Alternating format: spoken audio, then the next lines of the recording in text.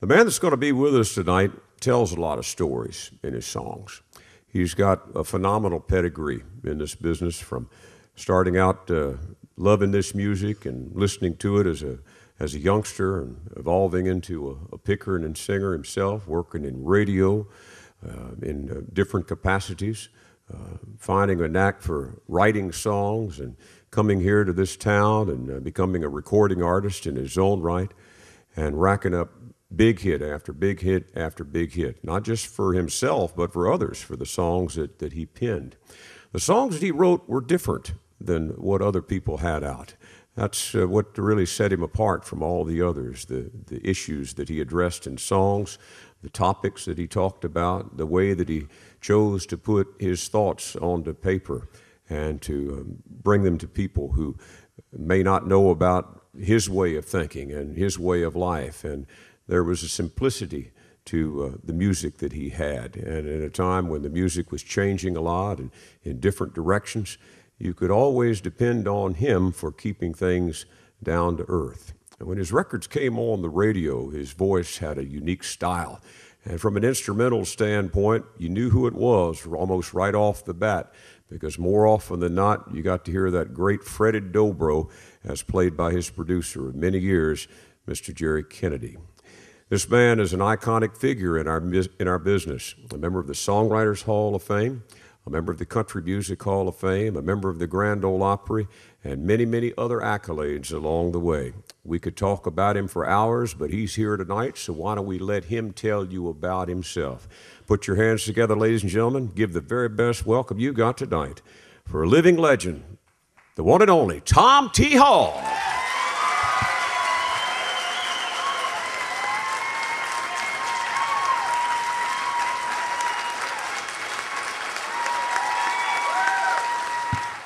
Standing ovation here in the Ford Theater tonight.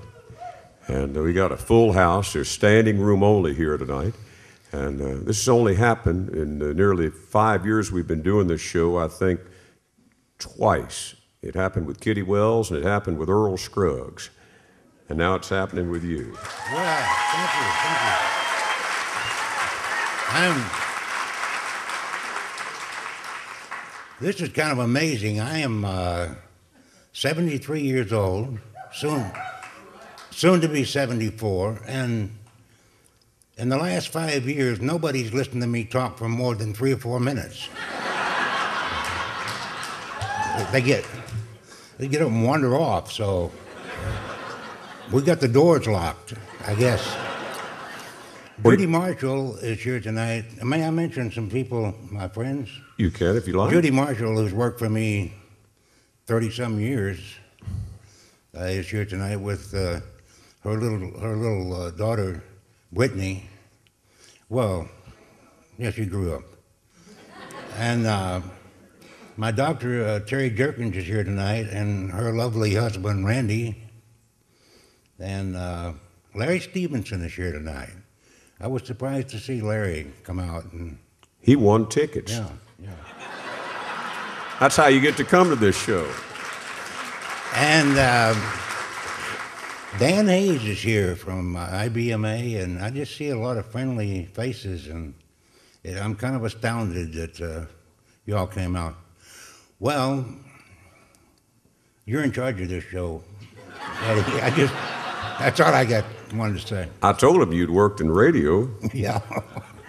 That's great. That's great. Well, you know, the one thing that's special, you mentioned, I want to say this before we go any further. This is not about me. This is about him tonight. And this is about our radio station. We just played the year that Clayton Delaney died. That record's nearly 40 years old. Was Clayton Delaney a real person, Tom? Well, he was a real person, but I didn't use his real name. When I grew up in Olive Hill, Kentucky. Population 1,300, and was that then or now? Then and now. Okay. Yeah. One less. I came to Nashville and went. But my hero was a young guitar picker who had, after the Second World War, he was about 16 or 17 at the time. And he went to Indiana and joined a band and played in a real club. And then he came back to Olive Hill. He got sick, and he came back, and he was there for a couple of years, and I followed him around all the time because he was a professional musician. I remember he told me one time, he said, "Son, you should have seen me when I was about 7 or 8 years old." He said, "You should have seen me when I was in Indiana with that band." He said, "We all had shirts just alike." And I thought, wow, never knew they made 7 shirts just alike. I didn't know. But he was a great picker and a great singer. And a lot of people hear that song and think that he was an old man for some reason or another. But he died when he was about 19 or 20. Wow. And I got to Nashville, and I thought about people who had helped me along the way to get to Nashville. And there were many of them, but specifically, I wanted to write a song about my childhood hero. And I thought about that song for almost 2 years before I actually sat down one afternoon and, wrote it and played. Did it come pretty easy? Yeah, once it got started, it did, because, and once I settled on, I had to find a name for him, so I named him after the road he lived on. We lived up on Tick Ridge. I didn't actually live in Olive Hill. I lived in the suburbs, And we lived on Tick Ridge, and there was a Delaney Road that Clayton lived on, going off that way. And his neighbor's name was Clayton, and so I named him after the road he lived on and his neighbor. I guess that's a songwriting thing. But I didn't want to take my muse out of that neighborhood, So I couldn't use his real name, so I named him. That's the way he got his name. Kind of a convoluted story, but songwriters are weird. I mean, let's face it. Have you ever revealed anywhere what your hero's name was? Well, I guess I could say now, because his relatives were temperamental. Is that a good word? I thought you were going to say they're all... I mean, his relative, but I was a little cautious about writing songs about, I wrote Harper Valley PTA about the same town. So I had to change a few of those names too. So it's kind of The names were changed to protect the guilty? Yeah, right. Is that what it was? That would cover it. But he was a great picker. I mentioned it in the song. I wondered what he could have done if he had, brought his guitar to Nashville, but never happened. So what was his name? Well, his real name was Lonnie Easterling, which is not really a common name. I guess there are a lot of Easterlings around, and I'm sure they're listening now. But his name was Lonnie Easterling, and he was a real good guitar picker and singer. And the thing that impressed me about him is if he would sing a Hank Williams song, he would sing it like Clayton, If he did a Lefty Frizzell song, he would sing it like Clayton. And so I said, when I grow up, I'm not going to sing like everybody else. I'm going to sing like myself, which is, well, and it dawned on me one day that I was thinking, I said, if you can't sing any better than this, maybe you ought to copy one of these other guys. So is that the very first time you've ever told publicly what his name was? Yeah, it is. And thank you. Yeah. For that privilege tonight. And well,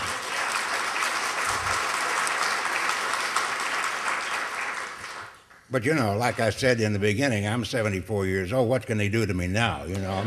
Well, you started talking about his relatives back there in Kentucky. I thought you were going to say that you didn't want them coming after you to try and collect some royalties on the song. And no, they didn't want my royalties. They wanted my scalp. I would have given them the royalties. You don't know a lot about Eastern Kentucky, do you? Well, that's that Hatfield and that's the Hatfield and McCoy part of the world up in there. No, they're wonderful people, but they have attitudes, and And that's what I'll say about that. They don't adjust them real easy sometimes, No, easy unless they're on somebody else. They're not adjustable, no. I love that. I heard a story about you talking about growing up in Olive Hill, Kentucky. Walter Bales, one of the great songwriters of the 40s with the Bales brothers, said, I got to meet Tom T. Hall, and he said he was working in a movie theater, and he said he wanted to come in and see our show, and he really didn't have enough money in the 40s, and he sold popcorn at the theater in order to be able to get enough money to come in and see our show. Is there any truth to that story? That's true. It was called the Dixie Theater, and my sort of an adopted uncle, I guess, we called him Uncle Kurt at the time, and he would let me pop popcorn, and of course, like any other theater, once the show starts, people quit buying popcorn, so I would run out and I got to watch the show free and eat a lot of popcorn. So I saw the Stanley Brothers, and I saw Flatt and Scruggs and Bales Brothers, all those people, and it was great entertainment. And wow.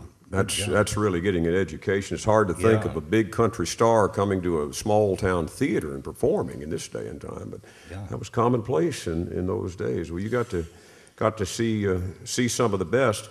When did you start picking and singing on your own?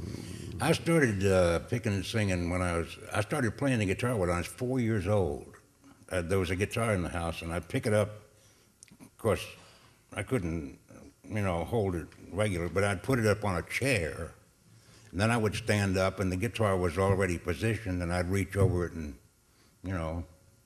pick it that way. So there was music in your home then, obviously. Oh, yeah. I had brothers. My sisters never picked and sang any, but I had my brothers. There were 10 of us all together, and I had 4 brothers and 3 sisters and my mother and father. Is that 10? I'm losing track of them. Never was good at math, But my brothers could pick and sing, 2 of them, real good. You've talked about in the past about working with a regional band that recorded with Star Day Records. I don't know if you made any records with them or not, but a group called the Kentucky Travelers. Right. When was that? That was obviously later on then. Well, I was 13 years old, and I was in this band, a bluegrass band, and I was the bass player.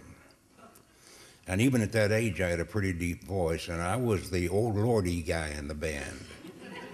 They wouldn't let me sing solos or anything, but when they'd sing a gospel song, I would lean up toward the mic and say, "Oh, Lordy," or Hallelujah. Yeah, there's a lot of, if you know bluegrass, there's a lot of old lordies in those songs, and I was the old lordy guy, and but that's about all the singing I got to do. And I played the bass, and there was Kermit Richmond and Slim Underwood and Charlie Lowe and me, and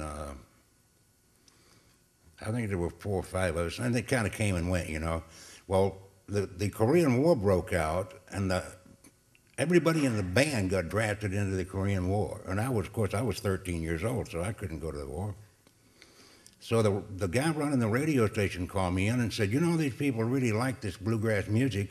Why don't you just come in here every afternoon and play records? At 13? Well, I was 14 by that time. Wow. Yeah. I'd all grown up, And Well, they didn't get you for underage. So I was a disc jockey, and I was 14 years old.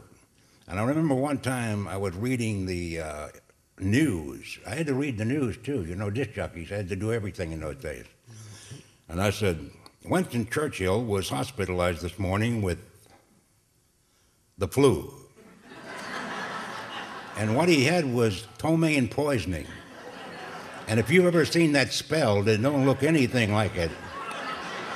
So, my doctor probably can't spell ptomaine poisoning, and she's sure than that. But the phone rang, and I picked up the phone, and they said, "We understood that Winston Churchill had ptomaine poisoning." I said, "Well, he did, but he had a touch of flu with it, too."